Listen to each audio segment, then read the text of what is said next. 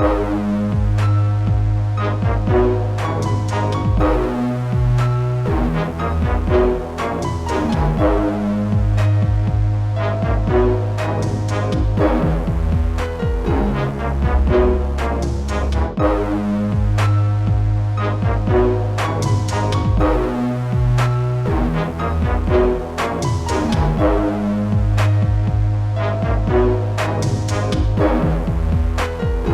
age of wonder. Welcome back into the Sean podcast. I be the Big Ush. This be the Cat Daddy who is morphed into a moose. Cat Daddy, Moose Guy. What's on your mind? This was a slow week in college football. We saw a couple small bowl games. NIU almost pulled off the win against Coastal Carolina. I still think they got screwed at They the played? end. Yeah. We saw an already loaded Senior Bowl roster add more talent, and I am really excited about that. We saw some transfer portal movements. Turns out Bo Nix has decided to go to Oregon, which has me with mixed feelings right now. And we saw Deion Sanders shock the world Yup. by flipping the number one overall recruit at the last minute to go to Jackson State instead of Florida State, making It's really odd. history. And if that doesn't put Mike Norvell's job on the line, I don't know what does. Now, just to note some players that played over this past week that may have helped with some of the draft stock. We had Isaiah Likely, 7 receptions, 96 yards, and 2 touchdowns. With some big blocks, too. Big blocks. Tyler Algier, 27 carries, 192 yards, and 3 touchdowns. We also had where are we at? Malik Willis, 13 to 24, 231 yards, and 3 touchdowns. So some players might have helped themselves out a little bit. All right, moving into bowl season right now. First game I want to ask you about, Sean. We got UCF versus Florida. Any thoughts on this one? This game is for state supremacy in Florida. And there's going to have a lot of bragging rights for this one. Florida comes into this game, and they have a lot of potential change ahead of them. You're thinking Dan Mullen just got fired. Billy Napier, his era is going to begin once this game is over. The coaching staff is changing over. Florida's losing players to the transfer portal. Players are going to declare for the draft, like Zach Carter, and Kyer Elam is still up in the air about whether he wants to declare or not. So I know Zach Carter is skipping the game. Kyer Elam will be playing. But the Florida team, their roster already left a lot to desire when the season began just because of the recruiting that Dan Mullen was doing. Now with all the changes going on, I feel good about the Gators. I'm going UCF. UCF, yep. Now, but the UCF quarterback is about to hit the transfer portal. Crazy times. All right, and next up we got Western Michigan versus Nevada. And I know some people out there, wait, you guys are talking about this game? Thought you guys didn't talk about these games. Only reason why we know about this game is Carson Strong. Let's be honest. But Carson Strong's not playing, right? He's opting out. I Oh, thought he's he opting opted out. I thought Cole Turner, his tight end, was opting out. Oh, no. So we don't want to talk about this game. We're going to move on. Boston College, Eastern Carolina. This is an offensive lineman game that we would be watching, so we're going to move on there because people don't think that's sexy. We disagree, but hey. Houston versus Auburn. Anybody that we really want to see in this one? For this one, for me, Houston's going to be without their cornerback, Marcus Jones, who's also been huge in the return game. He's skipping the game. prepare for the draft. And on the other side, Auburn's going to be missing Roger McCreary because he's preparing for the draft. Considering all of like them being out and all the other changes going on and Bo Nix transferring, I think I'm gonna have Houston winning this one. Now, Mississippi State, Texas Tech. Anybody here that's going to be playing? Anybody opting out that we're really interested in? I need to double check on Charles Cross from Mississippi State. As far as I know, he's still playing, but I I haven't know seen he's going anything to the draft, confirming. though. He did declare. Yeah, so I need to double check if he's opting out or not. But the highlight here is really Mike Leach going against his old team. And Mike Leach is going to throw. Texas Tech, their secondary, won't be able to do anything about it. Uh, Texas Tech really hasn't performed well at all this year, and I think a lot of that has to do with the early season injury to their starting quarterback, Tyler Shaw. So I'm going Mississippi State for this one. Next game might have some draft eligible prospects in it. UCLA and NC State. Yes, UCLA has had a pretty up and down season, and I think they're going to rely on the ground game with their quarterback, Dorian Thompson Robinson. Zach Charbonnet's playing, Britton Brown, but that NC State defense has really been solid this season. A huge reason why they're looking for win number 10 on the year. And the thing I'm looking forward to is North Carolina State offensive lineman Ikem Ekwonu is expected to play in this game. Ooh. So that is good to see. And I think the Wolfpack are going to pull this one off. All right, next up we got West Virginia and Minnesota. Golden Gophers probably going to win this. Interesting matchup. Yes, I have Minnesota winning. West Virginia, their running back, their star offensive player, Letty Brown, is opting out for the draft. Minnesota already knows what it feels like to be without a starting running back because they lost Mo Abraham at the beginning of the season. They've been using a committee approach since then. I'm not expecting a lot of points to be scored in this one. I'm expecting a big special teams game. And Minnesota head coach PJ Fleck used to play for Northern Illinois University. So I'm going to go with my Husky guy and go with Minnesota. All right, so we're going to preview one more day, considering when our pod normally comes out. SMU versus Virginia.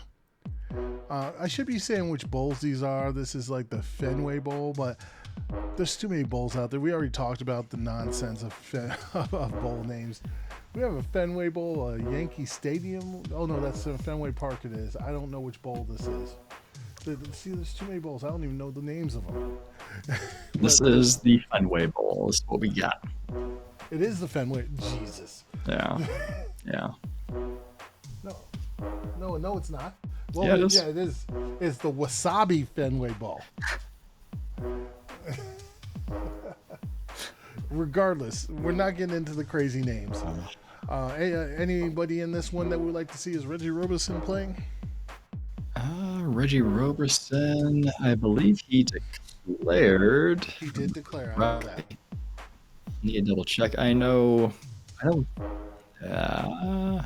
I do want to see Brennan Armstrong, Virginia quarterback, because he's been out with an injury. He came back toward the end of the season, so I want to see how well he does. But Reggie Roberson opted out. Opted out? No. Yep. This bowl season just sucks these days. I know. I'm still going SMU for this. Yeah. Yeah. Maryland, Virginia Tech. I guess there's something to talk about here. I guess. Is there? Where? I don't know. Let's go to Clemson, Iowa State. There's some Clemson defenders we want to see here if they're playing. Let's see. Clemson, Iowa State. So this one should be and it's a good Hall game. Playing. I'm looking at that right now. I know Brock Purdy declared for the draft. I don't know if he's opting out. Why? You have Charlie Kohlers going to the draft. You have Brees Hall. So let's see who's opting out. Let's see if we got anybody. And then we got the next one is the big matchup.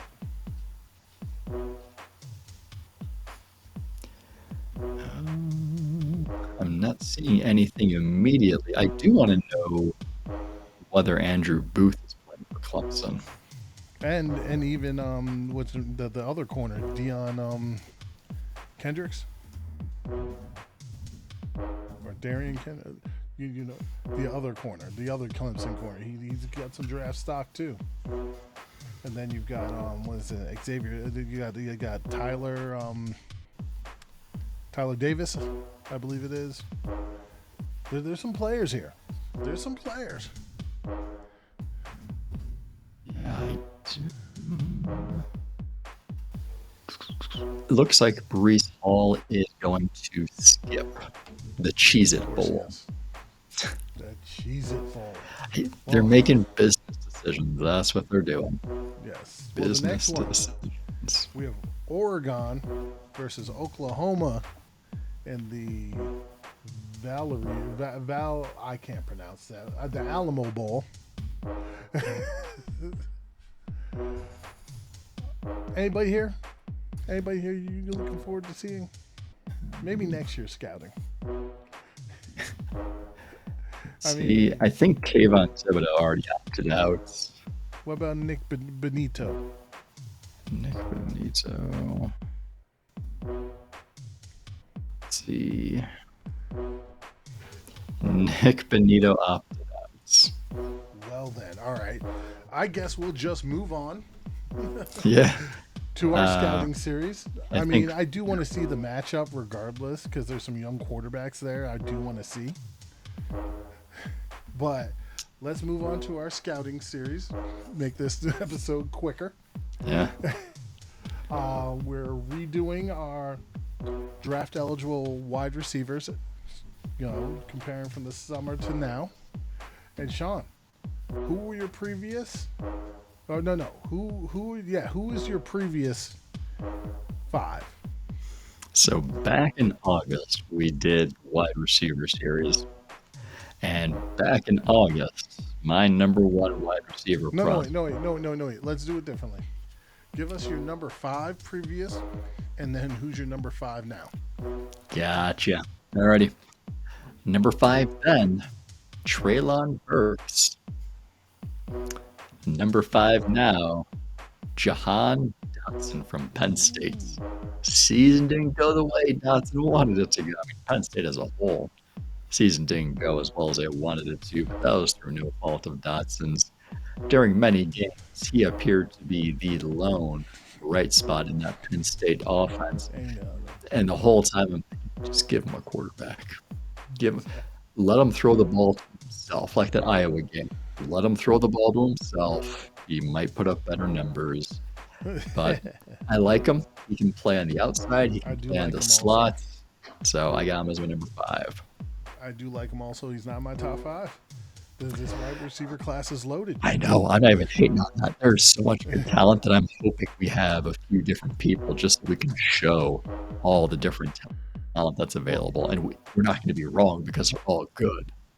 My number 5 was Garrett Wilson, Ohio State, is now Drake London, USC.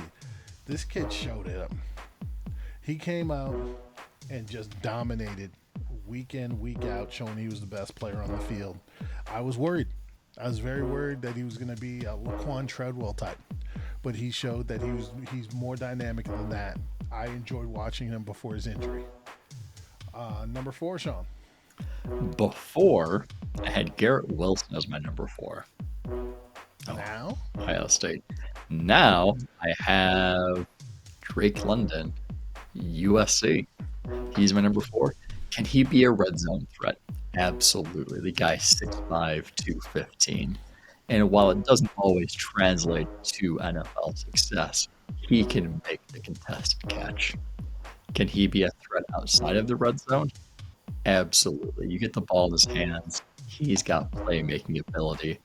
I'm convinced that if he didn't get injured this year, he would have won the Blitnikoff for best wide receiver. I think what was worrying people is before this year, he had only played in the slot. So people are like, this is supposed to be an outside receiver. He's an X receiver, right? Can he play outside? And I think he proved that. He did. He should have left this year. My number 4, and here's the thing: my number 4 is not on my list. My number 5, not my top 5 anymore. That doesn't mean this guy's not good. This guy proved that he can play.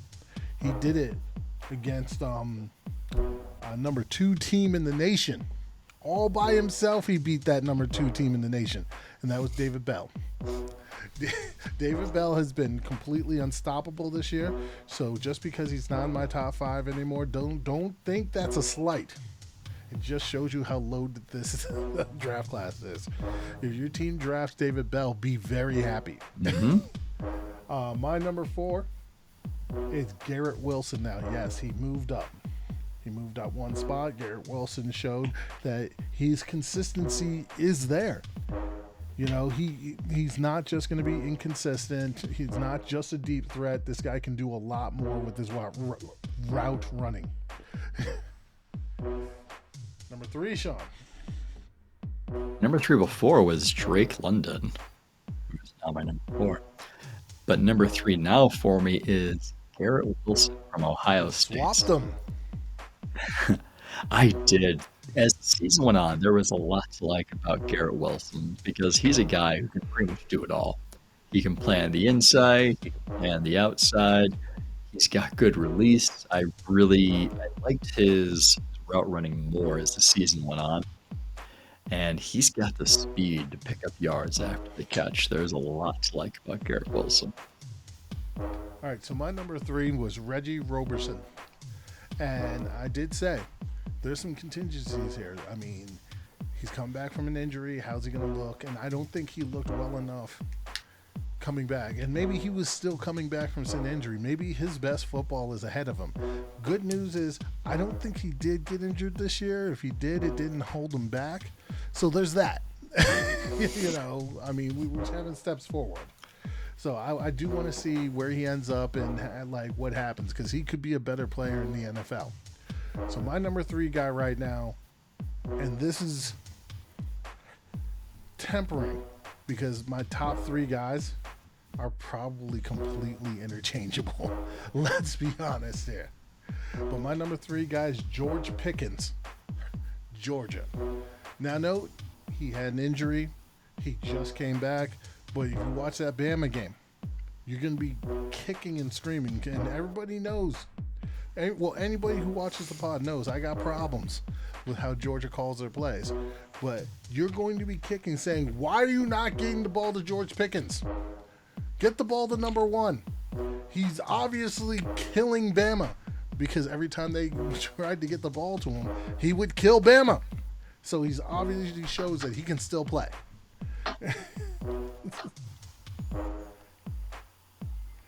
Number 2, Sean. My number 2 before was Justin Ross from Clemson. Such unfortunate. I know. He came back from the neck injury. He didn't get as much time on the field this year. I believe they shut him down in November to fix I think he had a stress fracture in his foot, and he was preparing for the draft. He's got the size. He's got the talent. We didn't get to see it this year. He's not in my top 5, but my number 2 now is Chris Olave from Ohio State. Ooh, interesting. Love the route running. He returned for another season to Ohio State. I know he wanted to improve his draft stock. It worked in a sense, but then it kind of didn't work. Lot of sense. No, I think it worked a lot because let's be honest. Where would he have ended up in last year's draft class? I think he would have been 4th or 5th. He would have been near the end of the first round. I think he would have been 4th or 5th because there was not 4th or 5th round, 4th or 5th in the class. Wide receiver, yeah. Because you had Jamar Chase, you had Devontae Smith, you had Jalen Waddle, and then maybe you'll plug in Chris Olave. Because who was the 4th receiver taken? I know Rashad Bateman was taken by Baltimore. No. Rondale Moore was taken before Rashad Bateman, right? Arizona, yeah. Yeah. So I mean, where does it rank up with those two? Yeah, That's the thing. in the sense that Or where did he at that given moment? he improved his positioning among the draft class, he did. But you Uh, think teams were more wide receiver needy last year than they are this year? We'll see. I We'll think see. I I think think he's going to go higher. I think the expectations for him were higher this year, and he didn't quite live up to it. I actually think he did. Not through his fault, I but think he did. I think he did actually. The, he was when he was called upon, he was near unstoppable. But we'll talk about him a little bit. My number two last year in the spring was Chris Olave, and my number two now is Traylon Burks. And this guy is the one who made the most improvement of anybody. He proved that he's a true X receiver. He's physically gifted, and he did. I mean, I was worried because I know who's playing quarterback for the Razorbacks. I didn't doubt this guy's ability, but and then with the big body, how fast is he? He showed he's fast. This guy did everything he could to show that he is a complete wide receiver, and he is. That being said, who's your number one in the spring, and who's your number one now? back in August, it was Olave was my number one. He didn't fall very far, but my number one now, Traylon Burks, Arkansas, big, tough possession receiver. He's going to be able to create when he has the ball in his hands. He's got the size and the speed to give NFL corners nightmares. I've heard a lot of comparisons to DK Metcalf. I'm not sure if he's going to get to DK Metcalf level, but that size speed comparison, nightmares. All right, so my number one guy was George Pickens. And unfortunately, George Pickens did not have a lot this year to show off.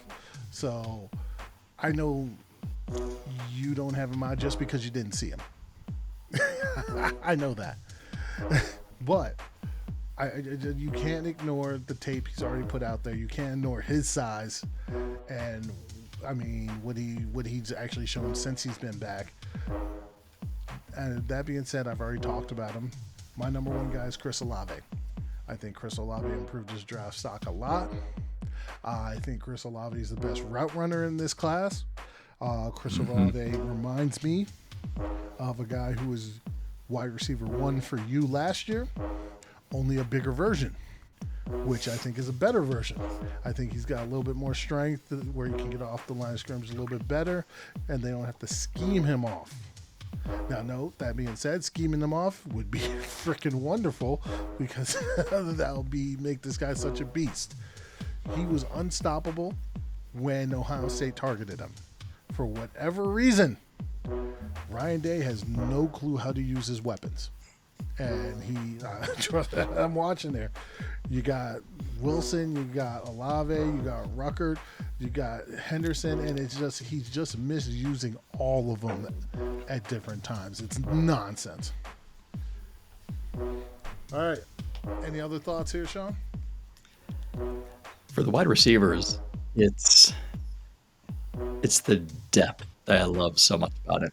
Yes, don't be sad. There's the top end talent that's going in round one, but if your team needs a wide receiver and you don't land one of these guys that we're talking about today in our current top five, it doesn't mean that you're out of luck. There is still a lot of talent at the wide receiver position that we didn't touch on today. Still a lot of talent there. Actually, it's difficult. Because, there's another guy I would love to put in my top five. And I think when we redo this come the spring, before the draft, I might. I completely forgot about Jamison Williams. I was surprised you didn't have Jamison Williams. You're higher on him than I am. I thought about it, but I was just like, can I leave Drake London off the board? But Jamison Williams, big, fast, like it's just, I worry about those players because you know what it makes me think of? It makes me think of Will Fuller. And when Will Fuller's on the field in the NFL, he unstoppable. When But yeah, there's the but. But then you have John Mechie. I know he's at the injury, but still. All right, we're gonna revisit all this a little bit later, but just know, I mean, there's some really good wide receivers in this class, so don't feel bad if you guys are picking them late.